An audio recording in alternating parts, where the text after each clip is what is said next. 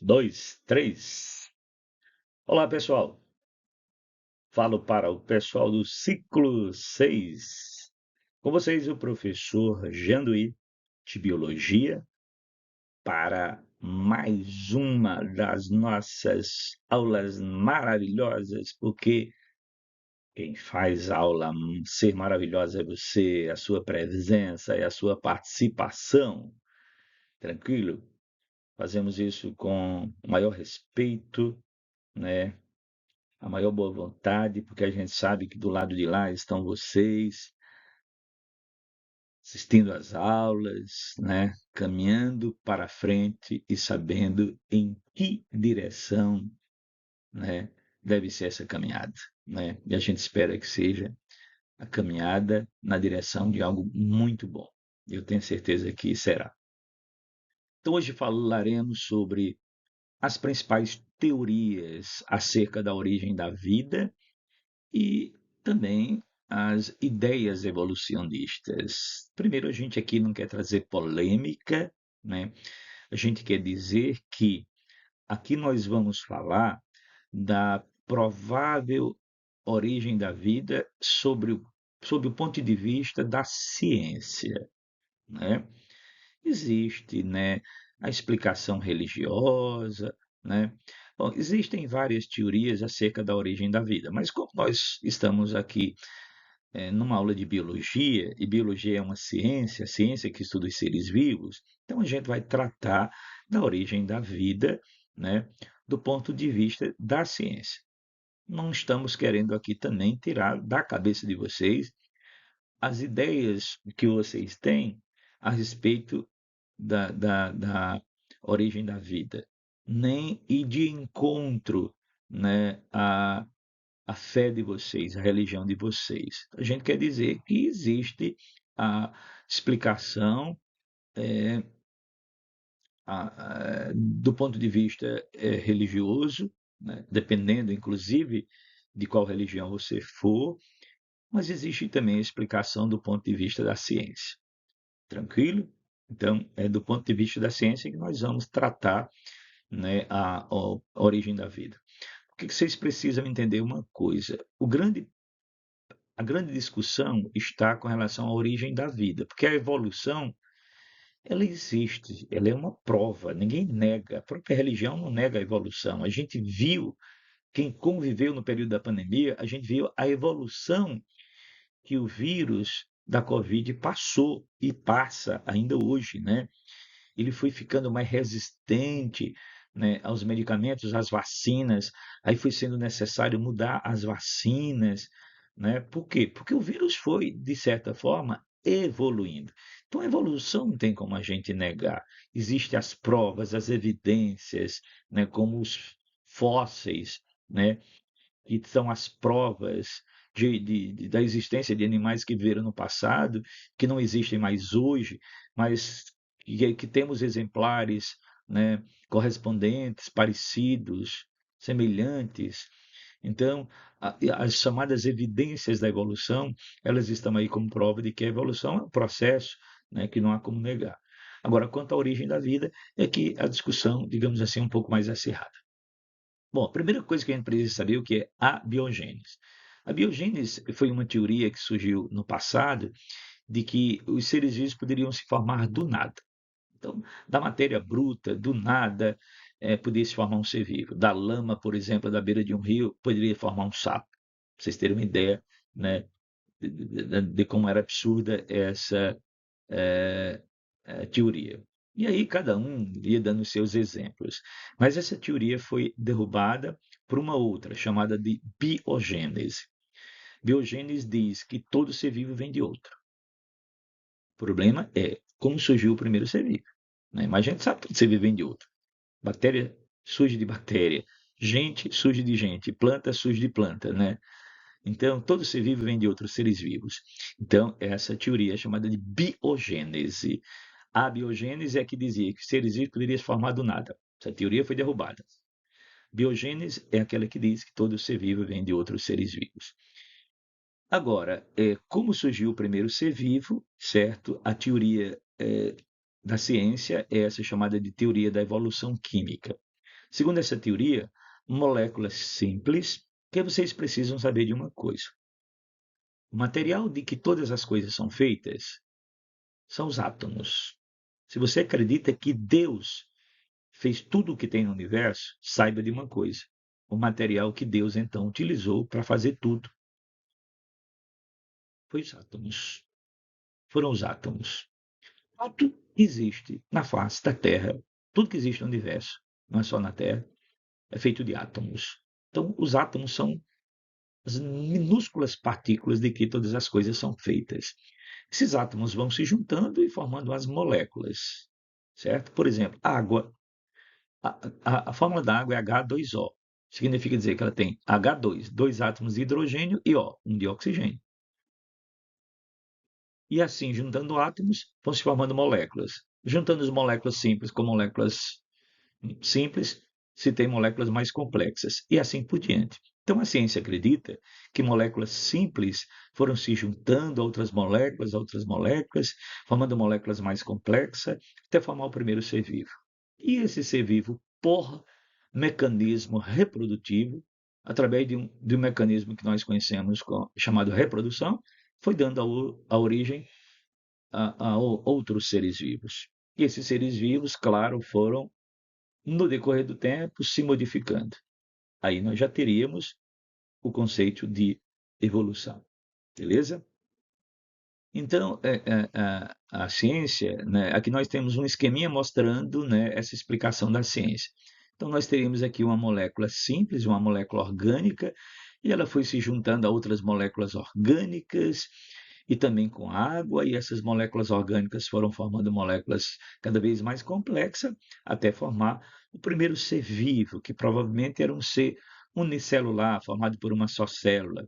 Bom, e aí, né, através da evolução, outros seres vivos foram se formando. Os principais cientistas a desenvolver teoria acerca da evolução foram Lamarck e Darwin. Aí a teoria de Lamarck é chamada de Lamarckismo, a de Darwin de Darwinismo. O que Lamarck dizia? Os seres vivos mudam porque usam ou deixam de usar órgãos. E aí ele dizia o seguinte, né? Se a gente usa demais um órgão, ele se desenvolve. Se não usa, ele atrofia. Só que ele cometeu um erro em dizer que essas características elas eram transmitidas aos descendentes. E é fácil da gente entender o erro de Lamarck. Se a gente vai para uma academia, faz atividade física durante um longo período, com orientação, a gente aumenta a massa muscular. É isso? Aí eu pergunto, dois casais que fazem atividade física em uma academia, aliás, um casal, que adquire muita massa muscular, resolve se casar e aí tem filho. O filhinho já vai nascer musculoso? Claro que não. Ou seja, características adquiridas em vida não são transmitidas aos seus descendentes. Então, a teoria de Lamarck ela foi derrubada e ela foi derrubada pela teoria de Darwin, que é chamada de darwinismo. O que diz a teoria de Darwin? Diz o seguinte, né, que os seres vivos vão se reproduzindo, tal, vão se modificando e o meio ambiente vai selecionando os mais aptos. O que quer dizer isso? Né? Vamos imaginar. Seres vivos vão reproduzindo, reproduzindo, e aí, né, como na espécie humana, tem seres vivos de vários tamanhos, de várias cores, que pensam de várias formas, etc. e tal. O meio ambiente, né, ele vai aos pouquinhos dando chances de quem está mais adaptado sobreviver e de quem está menos adaptado e sendo eliminados. Então, o Darwin chamou isso de teoria da seleção natural. Só que quando eu perguntava ao Darwin, Darwin, o que faz os seres vivos ser mais diferentes do que serem diferentes uns dos outros? E o que faz um ser vivo ser mais adaptado que outro? Ele não sabia explicar, porque na época dele não tínhamos ainda o conhecimento da genética. Não se sabia ainda da existência do material genético. Então, Darwin, em linhas gerais, falando de uma forma simples, ele dizia assim: olha, o meio ambiente age sobre uma população, fazendo com que os indivíduos com melhores chances de adaptação sobrevivam e os menos adaptados vão morrendo. Sim, Darwin, mas o que que faz existirem seres vivos mais adaptados que o outro? Ele não sabia dizer. Anos depois, tomamos conhecimento da genética. E hoje nós sabemos que as alterações que ocorrem no material genético é que faz os indivíduos serem diferentes. E essas alterações que ocorrem no material genético podem fazer com que surja um indivíduo melhor adaptado às condições ambientais que hoje. A essa teoria é chamada de neodarwinismo. É como se fosse o darwinismo certo, atualizado. Então, aqui nós temos o resuminho, né, das três principais teorias da evolução. A de Lamarck, que ganhou muita evidência, ganhou muita notoriedade, mas depois foi derrubada, né, pela teoria de Darwin, darwinismo, né, que a teoria aceita, e o neodarwinismo seria a teoria do Darwin, digamos assim, atualizada, melhorada, né? Darwin não sabia explicar o que que faz os indivíduos serem diferentes um do outro, ou o que fazia o indivíduo ser melhor adaptado ao meio ambiente que outro. Hoje a gente sabe, né, que são alterações ocorridas no material genético. Então, aqui tem um diagramazinho que resume isso. Olha só, mutações, alterações no material genético, né, e recombinações no material genético, obtidas através da reprodução sexuada, aumenta a variabilidade genética da espécie, ou seja, faz a gente encontrar na espécie vários indivíduos diferentes. Com o passar do tempo, o meio ambiente vai, atenção, fazendo com que só os indivíduos melhor adaptados ao meio ambiente sobrevivam. E aqueles que não foram, que não são melhor adaptados ao ambiente, vão morrendo. Então a gente pode dizer que esses indivíduos sobreviventes são aqueles mais evoluídos. Então, de uma forma simples, básica, esse é o conceito de evolução biológica, né, de evolução das espécies. Principais evidências de que a evolução existiu e existe. O registro dos fósseis, a anatomia comparada, né? A gente vai perceber muitas semelhanças entre os órgãos de vários animais. Animais com grau de parentesco mais próximo têm órgãos mais parecidos, mais semelhantes. O desenvolvimento embrionário, né? O início do desenvolvimento embrionário, né, dos seres vivos é muito parecido. Quanto maior é a relação de parentesco entre grupos de animais, mais parecido é o desenvolvimento embrionário inicial desses seres vivos. O material genético, quando a gente compara o DNA de um ser vivo com outro, a gente obtém ali a relação de parentesco entre eles. Conclusão: a evolução explica a diversidade, a variedade de vida na Terra. Mostra que todos os seres vivos compartilham algum grau de parentesco. Todos os seres vivos têm DNA, têm provavelmente a mesma origem. Agora, uns com maior grau de parentesco, outros com menor grau de parentesco. Beleza? Bom, galera, como eu sempre digo, o que é bom dura pouco. Nós encerramos a nossa aula por aqui, mas lembra, a nossa função social de professor, de educador, não se limita a essas aulas. Lembra que nós temos o material físico impresso, as apostilas lá na escola, para que vocês possam pegar, lindinha, gente, muito organizada, muito bem feita, com muito esmero.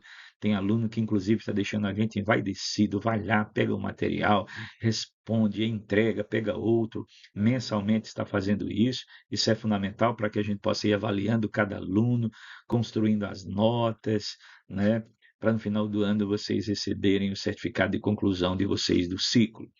E também para cada videoaula tem, né, o Google Formulário, né, o Google Forms, que nós estamos, por exemplo, na aula 10, você vai procurar o Google Formulário 10, vai responder, enviar para a gente. Beleza? Grande abraço, até a próxima aula.